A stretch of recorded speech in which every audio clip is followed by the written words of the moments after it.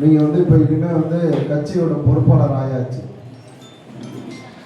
கிராமங்களை நோக்கி போகணும். இது என்ன புது கட்சின்னு கேட்பாங்க, புது கலர்னு கேட்பாங்க, வித்தியாசமாக இருக்கு கலரு, என்ன கட்சின்னு கேட்பாங்க. இப்போ நம்ம யாருன்னு முதல்ல நீங்கள் தெரிஞ்சுக்கணும். அல்ல, அடையாளப்படுத்துறோம். அடையாளப்படுத்தும் போது என்ன ஆகுது? காலம் காலமா நமக்கு ஓட்டு போட்ட சமூகம், நம்ம சொல்ற வேலையை கேட்ட சமூகம், திருச்சியை தவிர்த்து சொல்றேன், நீங்க நம்ம மக்களுடைய நிலையை தெரிஞ்சுட்டு தான் வேலை செய்யவே வரணும். காலகாலமா ஓட்டு போட்டவன் இன்னைக்கு வந்து ஒரு போர்டு வைக்கிறான், கொடி வைக்கிறான், சும்மா விடுவாங்களா?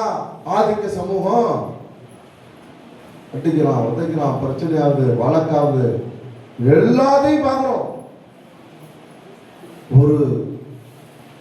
ஒரு கட்டத்துல முத்திரையர்களை தொட்டால் வீர முத்திரையர் முன்னேற்ற சங்கம் வரும். எப்படி பறையர்களை தொட்டால் விடுதலை சிறுத்தை வருமோ, அது மாதிரி முத்திரையர்களை தொட்டால் வீர முத்திரையர் முன்னேற்ற சங்கம் வரும். இந்த முடி வச்சமா வருவான். அப்படியான ஒரு சூழல் உருவானோட இந்த மக்களுக்கான பாதுகாப்பு உறுதி செய்யப்படுகிறது. தொட்டா கெட்டான், அடிச்சா திருப்பி அட்றான்னு சொல்லுவேன், வெட்டினா திருப்பி வெட்டுறாங்க. பேட்டியே கொடுத்துருக்கேன், இந்த மாதிரி அடிச்சா திருப்பி வெட்டுறா. ஏன்னா காவல் நிலையத்துக்கு போனா அங்க போய் கை கட்டி நிற்கும் போது நமக்கான நீதி கிடைக்கல, அங்கேயும் அநீதி. ஏன் நம்ம சமூகத்தை சேர்ந்தவங்க அங்க ஏட்டா கூட இல்லை, ஒரு கடைநிலை காவல்காரனா கூட அங்க இல்லை, போலீஸா கூட இல்லை. அப்ப என்ன ஆகுது? நம்மளும் திருப்பி தாக்கணும் போது அப்ப அங்க சட்ட ஒழுங்கு பிரச்சனை வருவதனால காவல்துறை நம்ம கொடுக்கிற மனுவுக்கு நடவடிக்கை எடுக்கிறாங்க. அப்படியே கொஞ்சம் கொஞ்சமா ஆதிக்கம் குறையுது, நம்ம சமூகம் மேல வரோம், நம்ம தம்பிகள்லாம் பொறுப்பு போறான். முதலில் என்ன செய்தோம்? இந்த மக்களை தமிழகம் முழுக்க அடையாளப்படுத்தினோம். அடுத்தது இந்த சமூக மக்களுக்கான பாதுகாப்பை உறுதி செய்தோம். நீ தொட்டினா வீரமுத்திரையர் முன்னேற்ற சங்கம் வரும். அடுத்தது ரெண்டே பண்ணியாச்சு, போதுமா? அரசியல் இல்லாம எதுவுமே கிடையாது. நீங்க போடுற ட்ரெஸ்ல இருந்து, நீங்க பயன்படுத்துற சோப்புல இருந்து, நீங்க சாப்பிடுற அரிசி வரைக்கும் விலை நிர்ணயம் பண்ணுவது அரசியல் தான், உங்களுக்கே தெரியாது. அப்ப நாம நமக்கான ஒரு அரசியல், அதிமுகவோ திமுகவோ பொறுப்பு கொடுக்கறாங்க, கிளை செயலாளர் பொறுப்பு கொடுக்கறாங்க, அதை தாண்டி ஒன்றிய துணை செயலாளர் கொடுப்பாங்க, ஒன்றிய செயலாளரே கொடுப்பாங்க. கட்சி பொறுப்பை மட்டும் கொடுத்துட்டு அதிமுகவிலையும் திமுகவிலையும் ஒன்றிய செயலாளர் தான் அந்த யூனியனுடைய சேர்மனா வரணும். அதிமுகவிலையும் திமுகவிலையும் எழுதப்படாத சட்டம் அது. ஆனா ஒரு முத்திரையர் ஒன்றிய செயலாளர் இருக்க பகுதியில சேர்மனா வேற சாதிக்காம பண்ணுவோம். கட்சியில பொறுப்பு ஓட்டை வாங்குறதுக்கு அதிமுகவிலும் திமுகவிலும் முத்திரையர்களுக்கு கட்சியில பொறுப்பு, ஆனா உள்ளாட்சியில பொறுப்பு கிடையாது. சட்டமன்றத்துல சட்டமன்ற உறுப்பினருக்கான வாய்ப்பு கிடையாது, பாராளுமன்ற உறுப்பினருக்கான வாய்ப்பு கிடையாது. ஆனா கட்சியில மாவட்ட செயலராக இருப்பாங்க. பாருங்க, இப்படிதான் இருக்குங்க. அதிமுக திமுக வந்திருக்க பிஜேபி காங்கிரஸ் வந்திருக்க விஜய் கட்சி 50-55 மாவட்ட செயலர் பண்ணாங்க, ஒரு உத்தரவாதம் கிடையாது. நம்ம கட்சியில இருக்க மாநில செயலாளரை கூப்பிடலாம், வாங்க உங்களுக்கு மாவட்ட செயலாளர் கொடுக்குறேன். நான் பேசுற பிறகு 4 கூட்டத்தில் மதுரையில திட்டுறேன். இந்த சமூகத்துக்கு ஒரு அநீதி, இந்த சமூகத்துக்கு ஒரு அவலம் வருதுன்னா நான் தான் பேசணும், உங்களுடைய குரலா நான் தான் ஒழிக்கணும். அப்படி நான் பேசும்போது இப்ப கேட்கலாம், தஞ்சாவூர்ல ஒரு மாவட்ட செயலாளர், நம்ம மாநில செயலாளர் கேட்கலாம், என்ன பண்ணணும் பண்ணிக்கலாம் வாங்க. அப்போ திராவிட கட்சிகளும் தேசிய கட்சிகளும் நமக்கான ஒரு கட்சியில அங்கீகாரத்தை கொடுக்குறான். ஆனா உள்ளாட்சி பிரதிநிதியாவோ சட்டமன்ற உறுப்பினராவோ பாராளுமன்ற உறுப்பினராவோ அவர்களுக்கான வாய்ப்பை தர மறுக்கிறான். அப்ப என்ன ஆகுது? முத்திரைகளுடைய விலை மதிக்க முடியாத ஓட்டு தேவை. அவன் வந்து உள்ளாட்சி பிரதிநிதி அதெல்லாம் ஆகக்கூடாதுன்னு நினைக்கிறான். அப்ப நமக்கான ஒரு கட்சி தேவை. வீர முத்திரையர் முன்னேற்ற சங்கமா இந்த சமூகத்தை அடையாளப்படுத்தினோம், இந்த சமூகத்தினுடைய பாதுகாப்பை உறுதி செய்தோம். அடுத்தது இந்த மக்களை அரசியல்படுத்துறது என்னுடைய கடமை, என்னுடைய வேலை முடிவு பண்ணி தான் தமிழர் தேச கட்சியை டெல்லியில் ரெஜிஸ்டர் பண்ணோம். கொடுப்பேன்னு தேர்தல் அறிவிக்கல சொல்லி அவன் கூட கூட்டணிக்கு வரேன், இப்படி சும்மா சொல்லு அப்படின்னு சொல்லுவான். அவன் சொல்லிடுவான். அதை வலியுறுத்தி ஆர்ப்பாட்டம் போராட்டம் பண்ணி இடஒதுக்கீடு வாங்கலாம். எப்படி வன்னியர்கள் 10% இடஒதுக்கீடு வாங்கினாங்க, அது மாதிரி என்ன கோரிக்கைன்னு ஒவ்வொரு முத்திரையிட்டையும் போய் கேட்க முடியாது. யார் பெரும் கூட்டத்தை வைத்து இயங்கிக் கொண்டிருக்கிறார்களோ அவர்கள்ட்ட வந்துதான் ஆட்சியாளர்கள் திமுகவும் அதிமுகவும் பிஜேபியும் காங்கிரசும் யார்கிட்ட கேட்பாங்க? என்கிட்ட கேட்கும் போதுதான். இந்த சமூகத்தை முழுசா படிச்ச ஆட்கள் நாங்க, இந்த சமூகத்தை முழுசா படிச்ச தம்பிகளை உருவாக்கி இருக்க ஆளு நாங்க, மத்தவங்க மாதிரி கிடையாது. சதய விழா வந்தா செயல்படுறது, தேர்தல் வந்தா செயல்படுற ஆள் கிடையாது. எப்போதும் இந்த மக்களுக்காக இயங்கி கொண்டிருப்போம். அதனால இந்த மக்களுடைய உணர்வுகள், இந்த மக்களுடைய கோரிக்கைகள் நமக்கு தெரியும். அதை அவங்ககிட்ட சொல்லுவோம், கூட்டணியில் வேலை செய்வோம். நான் வேலூர் வந்தப்போ ஒரு தம்பி சொன்னான், திருச்சியில சீட்டு வேலூர்ல ஓட்டுன்னா. இதுக்கு அர்த்தம் சொல்லுங்க யாராவது. திருச்சியில சீட்டு வேலூர்ல ஓட்டு சொல்லுங்க.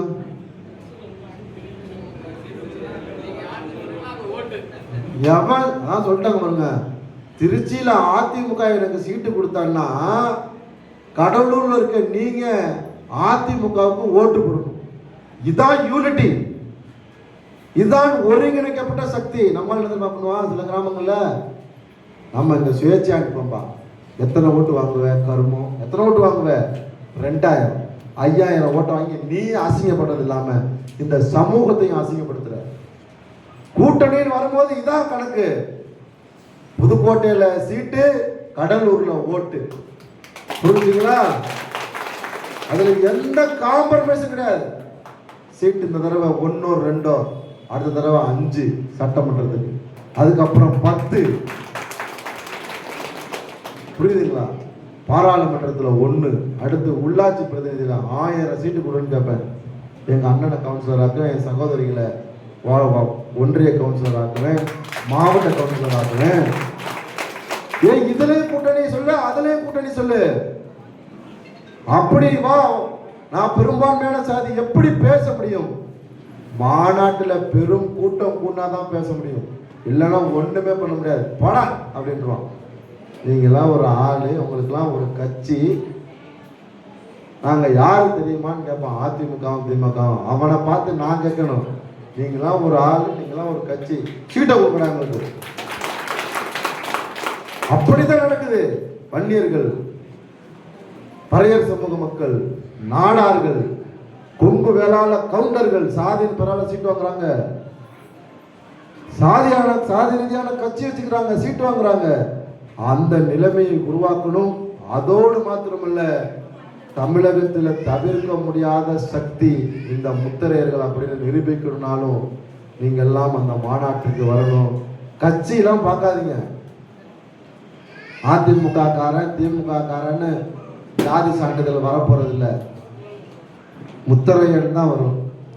அப்படியே தான் ஜாதி சான்றிதழ் யாராவது வச்சிருக்கோமா? கட்சியை பிடிச்சுக்கிட்டு யாரும் தொங்க வேண்டாம்.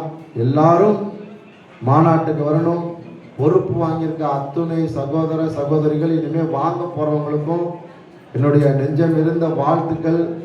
நான் பொறுப்பை உணர்ந்து செயல்பட்டேன். அறிவிக்கிற இந்த இடத்துல நல்லது நடக்குது உங்களுக்கு.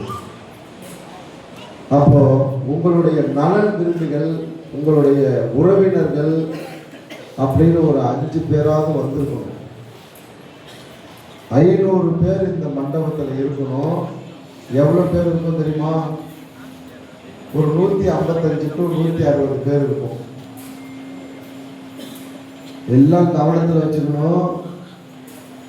நமக்கு ஒரு நல்ல விஷயம் நடக்கும் போதே ஒரு 5 பேர் 10 பேர் வரல. நாளைக்கு இந்த சமூகத்துக்கு ஒரு பிரச்சனைன்னு நாம போய் நிற்கும் போது, காவல் நிலையம் அதிகாரிகிட்ட நிற்கும் போது வந்து நிற்பாங்களா? முதல்ல பொறுப்பு வாங்கணுங்களா? ஒரு 5 பேரை உருவாக்க எப்படியாவது முயற்சி பண்ணுங்க. நீங்க வந்தா 5 பேர் வரணும். இந்த 5 எண்ணிக்கை 3ஆ 2ஆ குறையும். எப்போ குறையும்? ஆர்ப்பாட்டம் போராட்டம் நீங்க கூப்பிடும் போது 2 பேர் ஒருத்தர் தான் உங்கள்கிட்ட வருவாங்க. மாவட்ட செயலாளர்கள் நிறைய பேர் வரலாம். மற்ற பொறுப்புல இருக்கவங்கள்ட்ட நீங்க ஆர்ப்பாட்டம்னு சொல்லும் போது 5 2ஆவும் 1ஆவும் வராமலும் போகும். இதுதான் அனுபவம். நாம பொறுப்பு வாங்கியாச்சு, துண்டை போட்டாச்சு. நம்முடைய வரலாறு நீங்க தெரிஞ்சுக்கணும். நம்ம யார்? இந்த சமூகத்தை சரி செய்ய முடியாதுன்னு என்ன சொன்னாங்க. இந்த சமூகத்துக்காக வேலை செய்ய வந்திருக்கேன்னு என்ன கேட்டாங்க. இந்த சமூகத்தை சரி செய்யவே முடியாதுன்னு சொன்னாங்க. போய் பொழப்ப பாருப்பா, ஏப்பா சாதி சாதின்னு அலையிறேன்னு என்ன கேட்டாங்க. அப்பைக்கு எனக்கு இருந்தது ஒரே ஒரு 2 வீலர் தான். இப்படி சொல்ற இந்த சமூகத்தை சரி செய்யணும் அப்படிங்கிற எண்ணம் என் மனசுல போயிட்டே இருக்கு. சரி செய்ய முடியும் அப்படின்னு திருச்சியை சுத்தி அப்படியே வேலை செய்யணும். என்னத்தை சொல்றோம் மக்கள்கிட்ட? நம்ம யாருன்னு முதல்ல தெரிஞ்சாதான் நீங்க வேலை செய்யறதுக்கே சரியா இருக்கும். பேரரசர் பெரும்பிடுகு முத்தரையருடைய 1350வது சதய விழா பிறந்த நாள் விழாவை கொண்டாடிட்டு இருக்கு. அது ஏன் பிறந்த நாள் இல்லாம சதய விழான்னு சொல்றாங்க? பிறந்த நாள் அதை சதய விழான்னு சொல்றாங்க. உண்மையாவே மே 23 பேரரசர் பெரும்பிடுகு முத்தரையருடைய பிறந்த நாள். அப்ப நம்ம மன்னருக்கு வயது எத்தனை? 1350. அந்த வம்சாவளியில வந்தவங்க தான் நம்மெல்லாம்.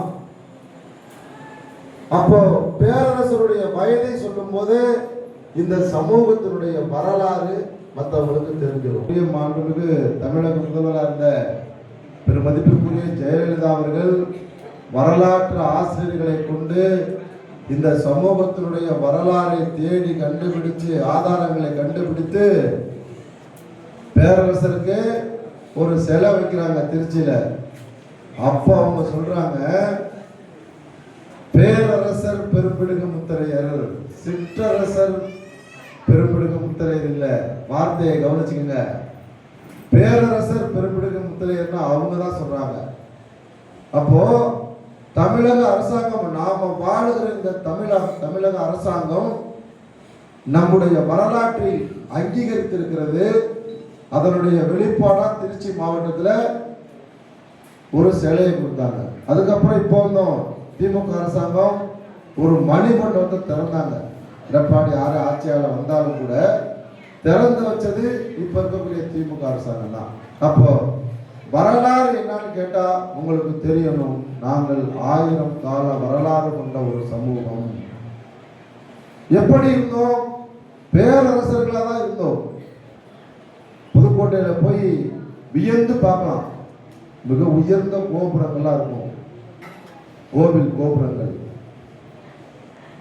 அன்னார்ந்து பார்க்கக்கூடிய கோபுரங்கள், வியந்து பார்க்கக்கூடிய ஏரிகள், குளங்களை வெட்டி இந்த மக்களை செம்மையாக இப்போ குறைஞ்சபட்சம் 3000, அதிகபட்சம் ஒரு 5000 கிராமங்களுக்கு நேரடியாக போய் அழைப்பது கொடுக்குறோம். அழைப்பது கொடுக்கும்போது இந்த சமூக மக்களுடைய வாழ்வியல் எப்படி இருக்கு அப்படின்னு பார்த்தா, ஆண்டாண்டு காலமா வாக்களிச்ச இந்த சமூகம்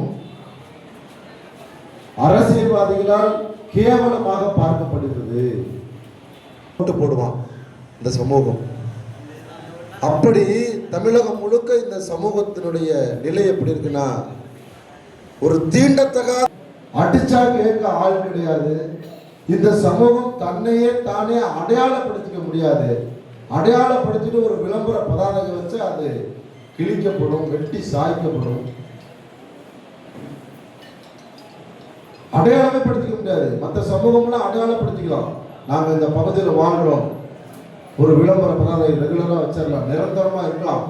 ஆனா நம்ம சமூகம், நாம பெரும்பான்மையா வாழ்ற பகுதியில் இப்போ சிவகங்கையில் ஒரு கிராமத்துக்கு போற ஒருத்தர் பெரியவரைய கையை பிடிச்சிட்டு கெஞ்சுறாரு, ஐயா இந்த போட வெளியே வைக்க முடியலையா, வச்சா அதை வெட்டுறான், கிழிக்கிறாங்க. இப்படிதான் தமிழ்நாடு முழுக்க இந்த சமூகம் இருந்தது.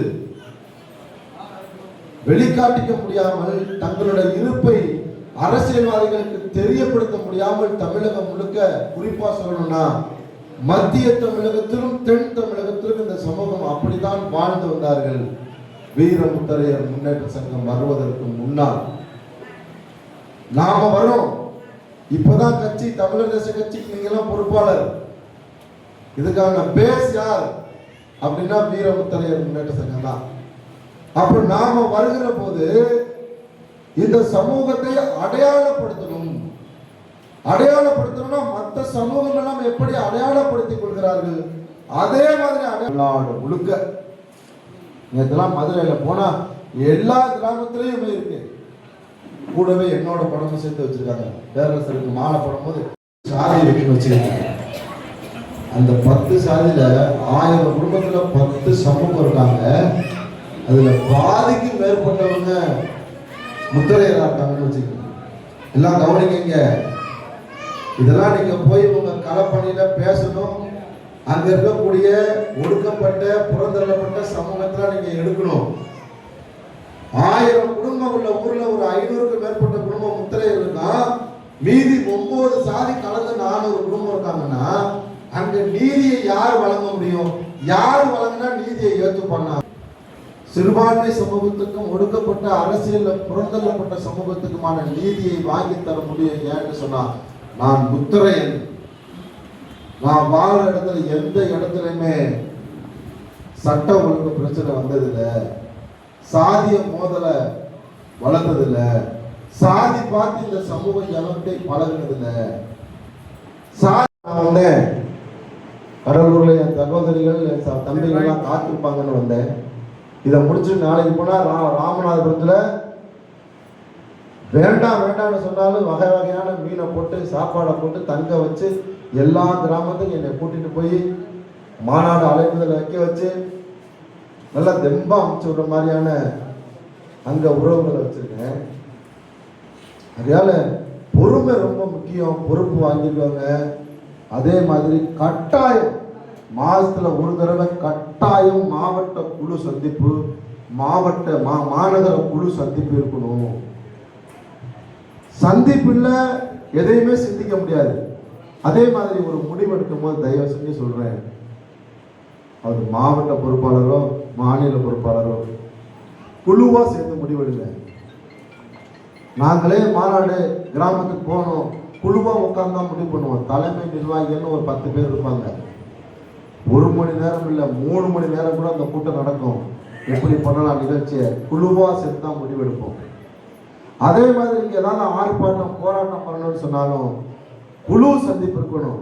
மாவட்ட குழு 17 பேர், மாநகர குழு 17 பேர் குழுவா சந்திச்சு மாசம் நம்ம போடு சின்னதா இருக்கு. எவ்வளவு குடும்பம் இருக்காங்க? அவங்க 40, நீங்க 400. கவுன்சிலர் யாரு? அவங்க தான், நம்பல.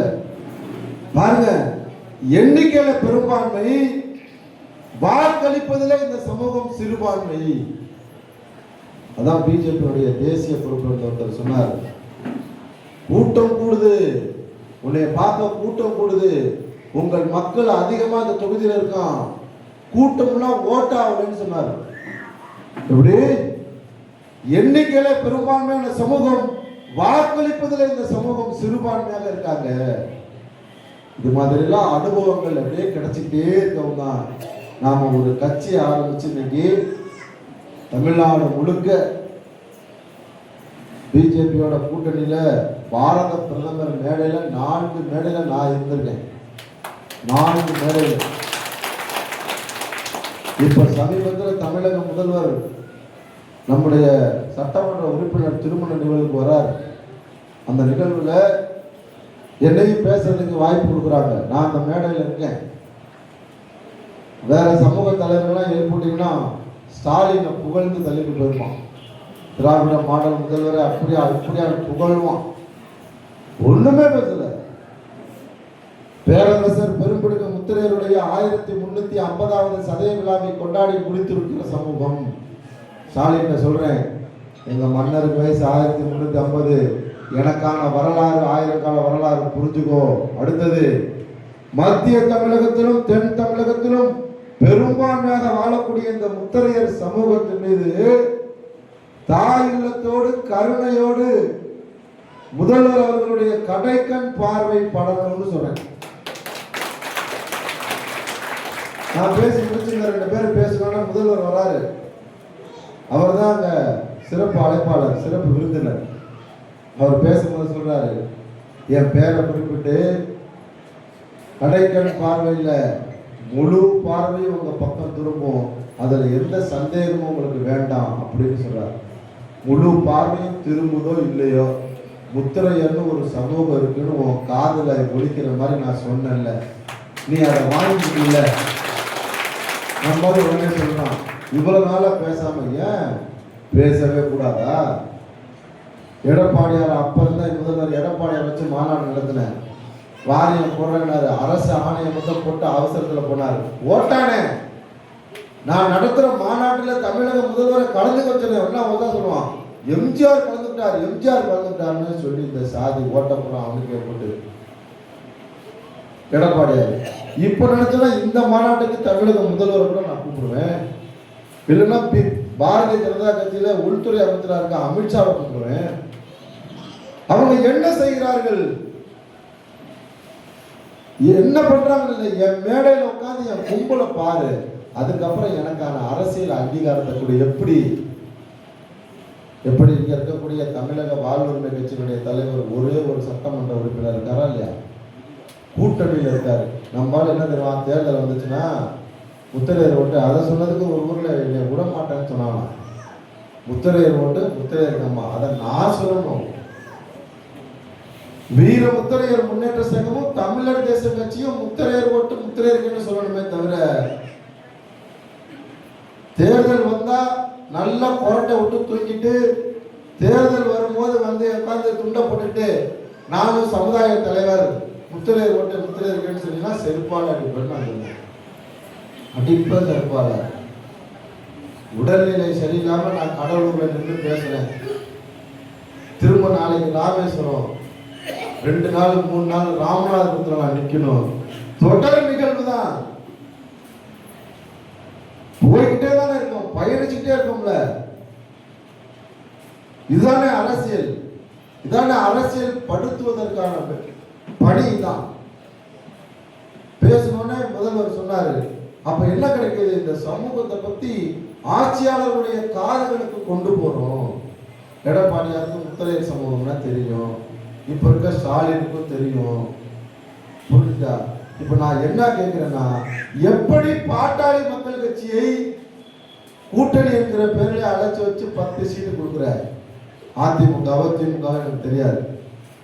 அதே போல விடுதலை சிறுத்தைகளை அழைச்சி எப்படி 5 சீட்டு 10 சீட்டு தரீங்க? அது மாதிரியான அங்கீகாரத்தை தமிழர் தேச கட்சிக்கு கொடு, இந்த முத்திரையர் சமூகத்திற்கு கொடுன்னு கேட்கலாம். அவ்வளவுதான். இப்போ நான் சட்டமன்ற உறுப்பினர் ஆயிட்டேன்னா சமூகம் சார்ந்து என்னால் பேச முடியும்.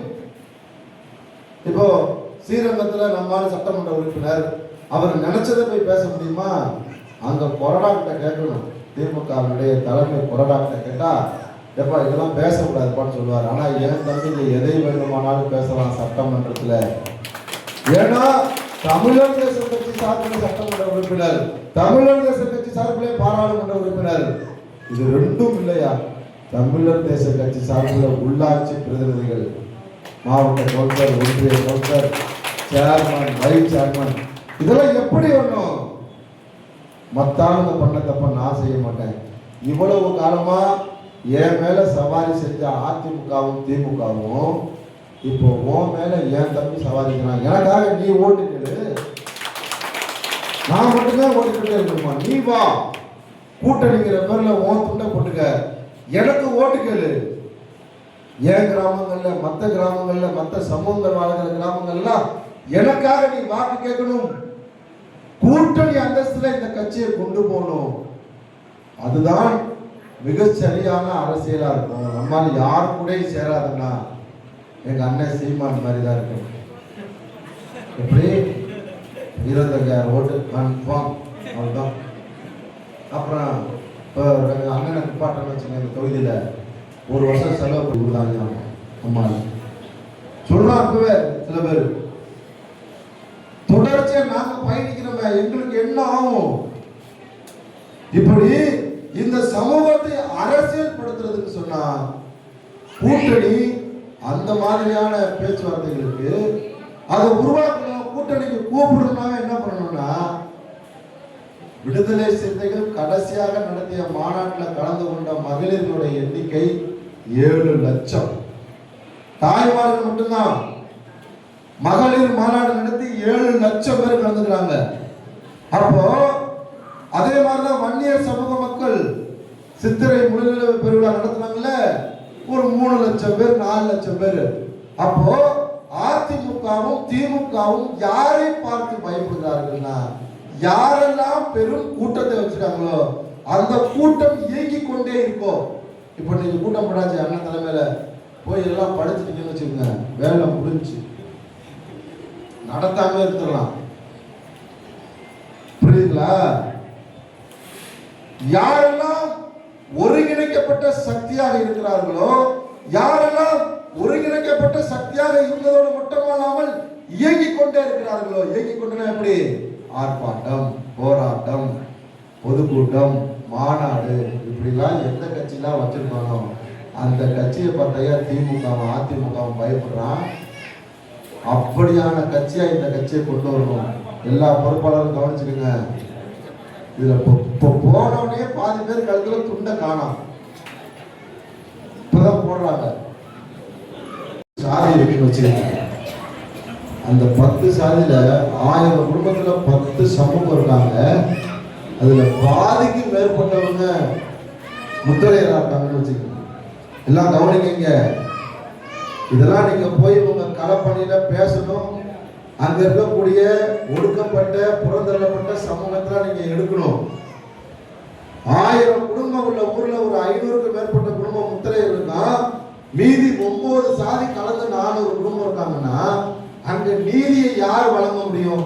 யார் வழங்கினா நீதியை ஏற்றுப்பாங்க? சிறுபான்மை சமூகத்துக்கும் ஒடுக்கப்பட்ட அரசியல் புறந்தள்ளப்பட்ட சமூகத்துக்குமான நீதியை வாங்கி தர முடியும். ஏன்னு சொன்னா, நான் முத்திரையன்.